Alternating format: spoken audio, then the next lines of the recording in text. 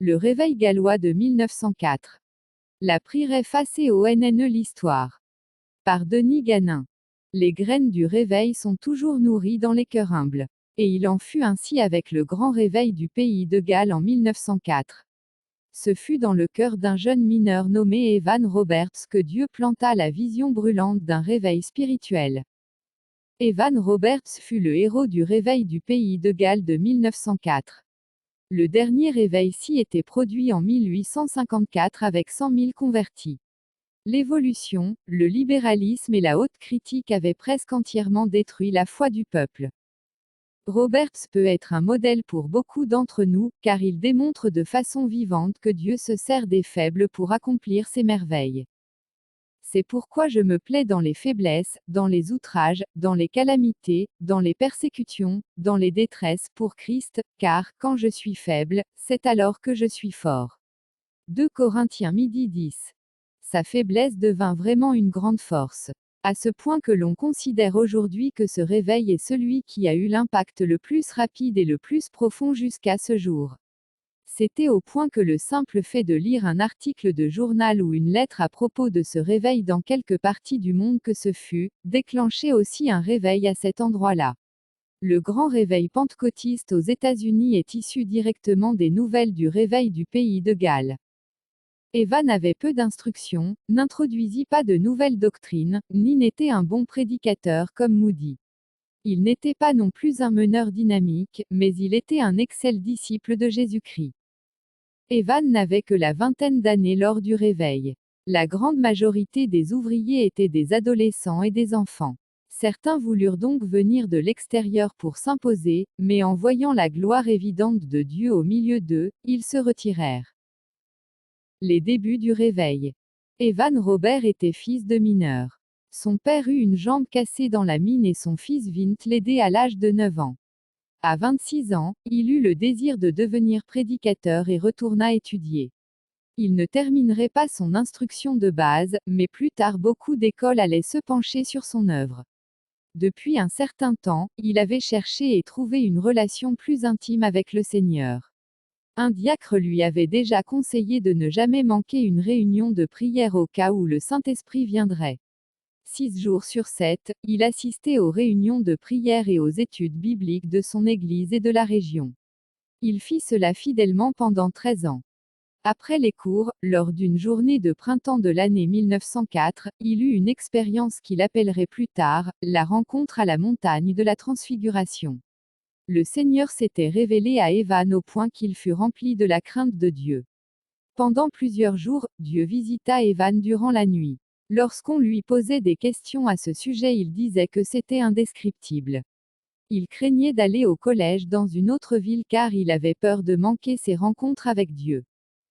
Le 29 septembre 1904, Evan et des amis allèrent dans une convention chrétienne à quelques kilomètres de son école.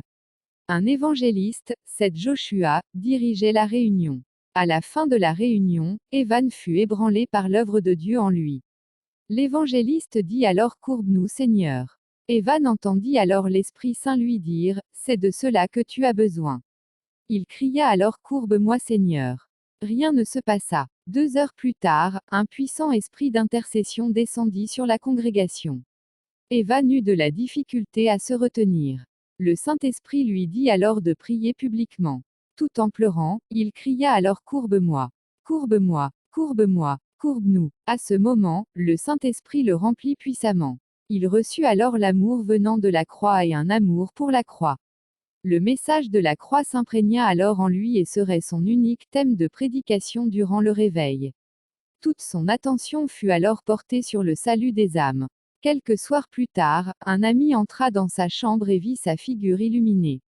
Evan lui expliqua qu'il venait de recevoir une vision et que tout le pays de Galles était élevé jusqu'au ciel. Il prophétisa alors: Nous verrons le plus puissant réveil que le pays de Galles ait jamais connu, et le Saint-Esprit vient maintenant. Nous devons être prêts. Nous devons former un petit groupe pour aller prêcher dans tout le pays. Il s'arrêta de parler soudainement et cria: Crois-tu que Dieu peut nous donner 100,000 âmes maintenant? Le réveil éclate. Un peu plus tard dans une église, il vit en vision un groupe de jeunes qu'il connaissait et une voix lui dit, « Va vers ces gens. » Il répondit, « Seigneur, si c'est ta volonté j'irai. » Une lumière très brillante remplit alors le sanctuaire. Le 31 octobre, il retourna chez lui par le train. Sa mère fut surprise de le voir arriver, et lui demanda, « Pourquoi n'es-tu pas à l'école? Es-tu malade ?» Il répondit que l'esprit l'avait ramené pour travailler parmi les jeunes gens de l'église locale, la chapelle Morija. Morija est le lieu où Dieu avait demandé Isaac en sacrifice, et où avait été bâti le temple. Il dit aussi à son frère que d'ici quelques jours il verrait le plus grand réveil que le pays de Galles avait jamais connu. Evan alla directement voir son pasteur et lui demanda la permission de tenir des réunions pour les jeunes. Ce même soir, après la réunion de prière des adultes, il demanda aux jeunes de rester car il voulait leur parler. 16 adultes et une jeune fille restèrent. Après la déception initiale, il leur expliqua que c'était le Saint-Esprit qui l'avait ramené, que dans cette église un grand nombre de jeunes seraient sauvés et qu'il y aurait un puissant réveil dans le pays. L'atmosphère était froide et l'incrédulité presque palpable. L'heure de vérité était venue pour Evan. Se laisserait-il décourager? Ces visions étaient-elles le fruit de son imagination? La situation était semblable à la sortie d'Égypte des Israélites.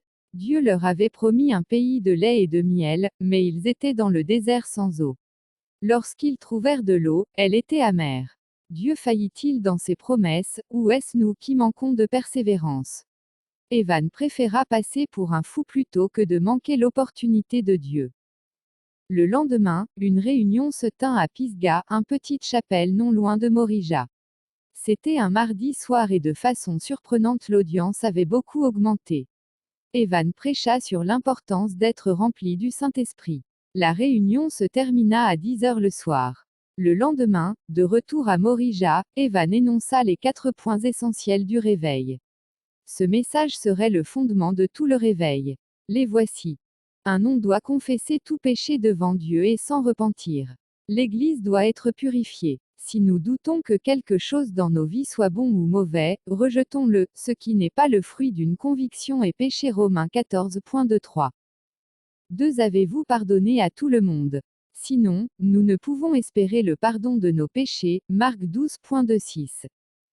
3. Nous devons obéir au Saint-Esprit. Faites ce que l'Esprit vous suggère.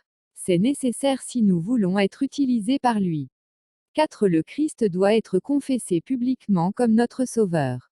Cela ne doit pas seulement être une expérience unique à notre salut ou au baptême. Il semblait que pendant les jours qui suivirent, le Saint-Esprit augmentait constamment la température spirituelle de quelques degrés. Evan enseignait à tous à prier ainsi, au nom de Jésus, envoie l'Esprit à Morija. Déjà plusieurs jeunes se repentirent et se convertirent. Le lundi suivant, les cris de repentance se mêlèrent aux cris de joie. La réunion se termina à 3 heures du matin. Le mardi, tous coururent pour obtenir une place assise. Cependant, la réunion semblait sans vie. La plupart partirent tôt. Evan demeura avec quelques fidèles et ils agonisèrent dans la prière jusqu'à 3 heures du matin.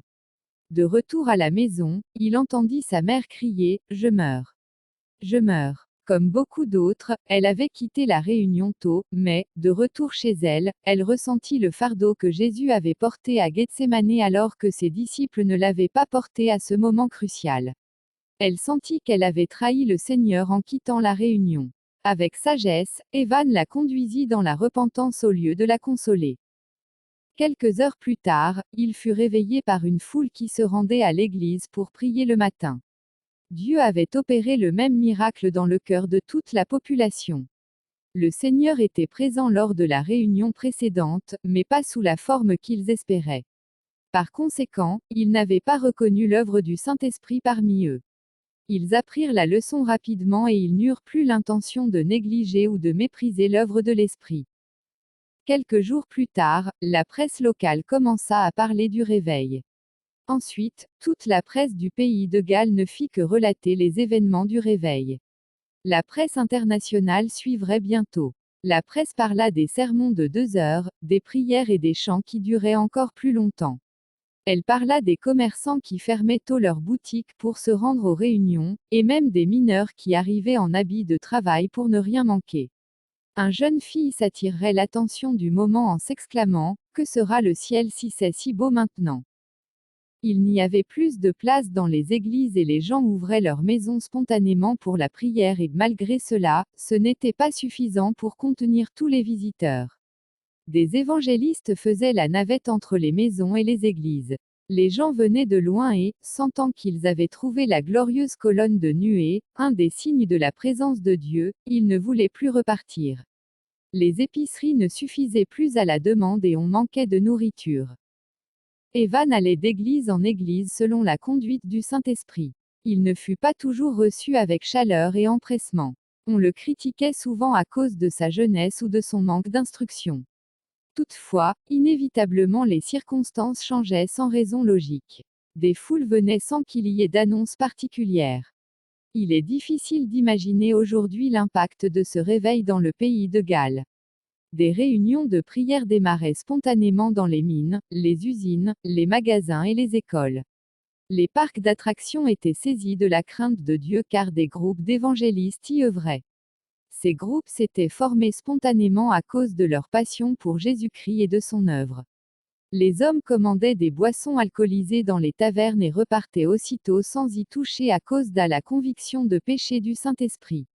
Le sport national, le football, perdit tout son attrait. Les vedettes se convertissaient et participaient à l'évangélisation de rue. Personne ne prêchait un message d'opposition ou de dénonciation, seul Jésus était prêché et ne laissait de place pour rien d'autre. Aucun réveil dans toute l'histoire n'a eu un tel impact. La fin du réveil et les leçons à en retirer. En février 1905, Evan était totalement épuisé. Il mangeait et dormait à peine depuis le réveil. À ce moment-là, le Saint-Esprit ordonna à Evan de prendre une semaine de repos. Ce fut la semaine silencieuse. Il annula ses engagements. Il s'enferma dans sa chambre et n'en sortit pas. Il ne parla à personne. Il refusa de rencontrer des évangélistes et des journalistes réputés qui s'étaient déplacés uniquement pour lui. Evan savait qu'il n'était pas la source du réveil. S'il perdait sa communion avec Dieu, aucun effort humain ne pourrait la remplacer. L'obéissance est plus importante que le sacrifice. À la fin de cette semaine de silence, Evan ne donna pas de détails sur ce qui s'était passé. Il était cependant évident pour tout qu'il avait une plus grande onction, autorité et puissance donnée par Dieu qu'auparavant. Dans son journal personnel, il nota 4 principes auxquels il se consacrerait. 1. Je dois prendre soin de faire premièrement tout ce que Dieu dit, me commande, et seulement cela. C'est là que Moïse a échoué en frappant le rocher, Nombre 20, 8, 12. 2. Tout amener à Dieu dans la prière, aussi insignifiant que cela puisse paraître. Josué a échoué là, en s'alliant avec les Gabaonites qui prétendaient venir de loin, Josué 9. 3. Obéir au Saint-Esprit. 4. Lui donner toute la gloire. La crainte d'Evan de ne pas lui donner toute la gloire fut sa force et sa faiblesse. La force résidait dans le fait qu'il n'exerça pas de contrôle sur le Saint-Esprit. La faiblesse fut de se retirer avant son temps. On lui suggéra que son grand succès enlevait la gloire à Jésus. Il se retira et le réveil s'arrêta peu de temps après. Le réveil avait duré 18 mois. Source, L'eau vive. Lecture recommandée, biographie d'Evan Roberts par David Smithers.